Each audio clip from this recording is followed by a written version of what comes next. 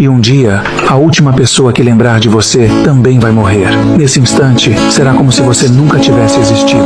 É por isso que a vida é impossível de vencer. Você nasce e depois morre. E tudo o que existe entre esses dois pontos, o dinheiro, as casas, os carros, nunca foi realmente seu. Todo o carro que você dirige, um dia será sucata. Todo bem que possui, acabará nas mãos de outra pessoa. E mesmo sabendo disso, ainda acordamos pensando em como ficar mais ricos, como ter mais. Esquecemos que já acordamos com pernas que se movem, com comida para comer, ar para respirar. Mas basta um acidente, uma doença, uma dor repentina, para lembrarmos que nada disso importa tanto assim. Quando tudo está bem, não percebemos, reclamamos como todo mundo.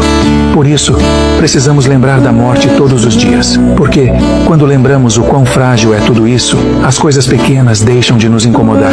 E é nesse instante que finalmente somos livres.